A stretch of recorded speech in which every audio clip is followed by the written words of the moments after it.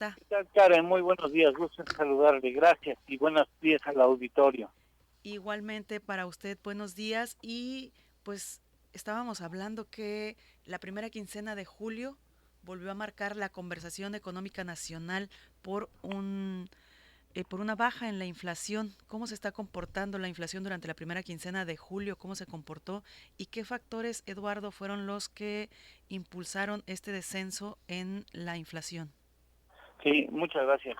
Yo creo que es importante hablar de la inflación y dar algún contexto, si me lo permite, Claro. Karen, porque noto que hay mucho optimismo debido al comportamiento de la inflación y creo que tenemos que ser muy prudentes porque se da una baja importante en una parte de la inflación que tan fácil como sube puede llegar a bajar, es decir, en esta ocasión el componente de alimentos de productos del campo presentaron una deflación, es decir, que en conjunto los precios en lugar de crecer, decrecieron 12.2% durante la primera quincena de julio. Por ejemplo, tenemos casos como en chayote, con una reducción de precio de 62.6% anualizado, la cebolla con prácticamente 30% menos, ejotes con menos 26, jitomate con menos 25, pera con un avance muy pequeño de 1.14%, la manzana con un avance de 1.7%, pero en general lo más importante fue en la baja de los precios de básicos producidos en el campo mexicano.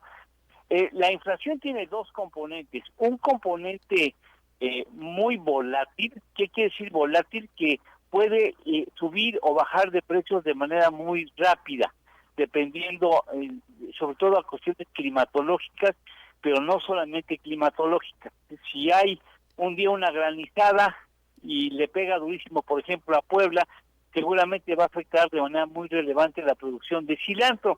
Y en ese momento, después de la granizada, se van a dar cuenta que echó a perder las cosechas y entonces a nivel nacional el cilantro va a incrementar el precio de manera muy importante. Así es de volátil, pues, la situación de los precios básicos, los precios que van del campo mexicano.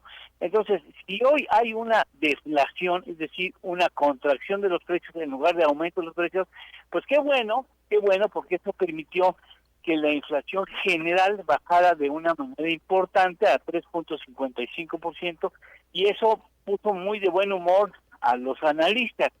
Sin embargo, y dicen incluso que hay motivos suficientes para que el Banco de México continúe bajando las tasas de interés, pero ojo, tan fácil como bajan los precios pueden llegar a subir de manera muy importante. Entonces no hay que cantar victoria. Eso por un lado. Por el otro, no hemos sentido todavía el peso de los aranceles, que si bien es cierto lo pagan los importadores estadounidenses, de todas maneras a nosotros nos va a representar algún tropiezo en el trabajo de exportación que puede derivarse o que puede concretarse o reflejarse con un aumento en algunos precios, independientemente de que las amas de casa, y me estarán escuchando y me darán la razón, no coinciden con los datos de inflación que reporta el INEGI. O sea, tú sabrás, como lo sabrá cualquier sonorense, que los precios la inflación anualizada no está en 3.55, por favor, pero por supuesto que no. Ese es otro tema a discutir. El caso es que hay que tener mucho cuidado porque la inflación se comportó muy favorablemente, estamos hablando de que de 32 productos del campo, 20 presentaron bajas importantes, ahí por tercera quincena consecutivo baja el porcentaje inflacionario, pero lamentablemente tan fácil como bajó, puede llegar eventualmente a subir. Así es, y el día de ayer la presidenta en la conferencia matutina pues pedía también a Banjico que que se redujeran las tasas de interés por esta disminución en la inflación. ¿Esto sería conveniente, Eduardo? Mira, hay dos corrientes. El Banco de México, en primera, valdrá la pena decirle a tu público que el Banco de México es un organismo autónomo, es decir, no depende del gobierno federal, no recibe órdenes de la presidenta, es un organismo autónomo aquí y en China. O sea, se respeta mucho la autonomía. La misión del Banco de México es controlar la inflación, tratar de mantener el poder adquisitivo de nuestra moneda en la economía. El Banco de México no tiene propósito de cuidar el nivel de endeudamiento del gobierno federal, no recibe órdenes del gobierno federal, sin embargo, le urge a este gobierno que haya una reducción en las tasas de interés, porque eso reduce el precio de la deuda que tiene que pagar el gobierno mexicano, tanto en el ámbito nacional expresado en pesos, ¿no? Entonces, le urge ahora el gobierno que las tasas de interés sean más cómodas para que en función de eso pueda emitir deuda interna más cómoda, a más barata, y que pueda renegociar la deuda o pueda pagar la deuda en términos más favorables. Por eso la presidenta hace un exhorto al Banco de México y estamos incurriendo el mismo error que tiene Trump, donde, bueno, Trump es un exagerado, pero Trump está presionando mucho a la Fed, equivalente al Banco de México en Estados Unidos, para que baje las tasas de interés, porque a los gobiernos les interesa mejor trabajar con tasas más cómodas, más bajas, porque eso implica tener que pagar menos dinero por su deuda.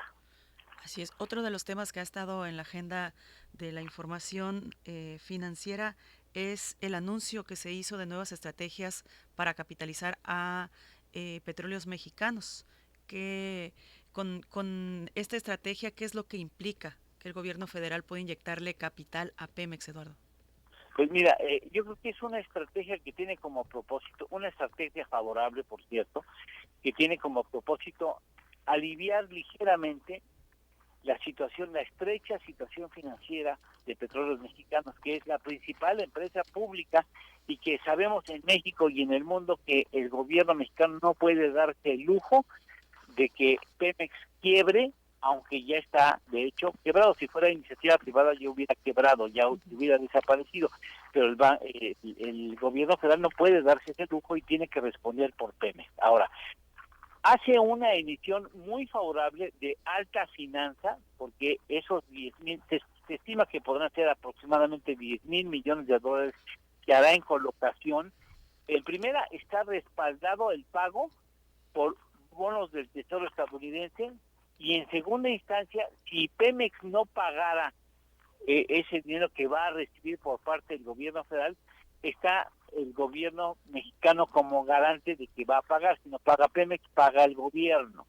Entonces, en ese sentido, es muy favorable, muy, digamos, muy bien articulado este producto financiero. Ahora, ¿qué tanto va a ayudar a Pemex? Híjoles, me gustaría que fuera positivo y optimista en esa respuesta.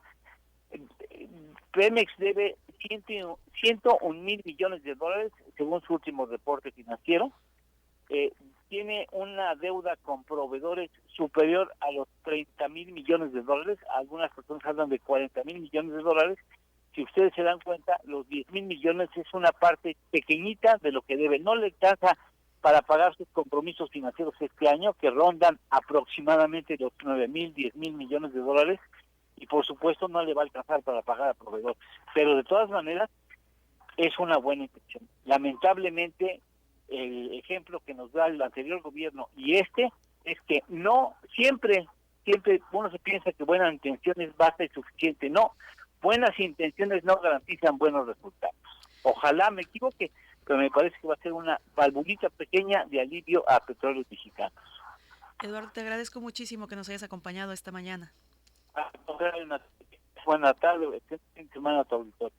Muchísimas gracias, que tengas un excelente fin de semana. Son las 7 de la mañana con 42 minutos. Estábamos platicando con Eduardo Torreblanca, él es analista financiero y hablábamos sobre la baja en la inflación y pues propuesta que hace el gobierno federal para inyectar capital a Pemex. Vamos a ir a una pausa y continuamos con más información en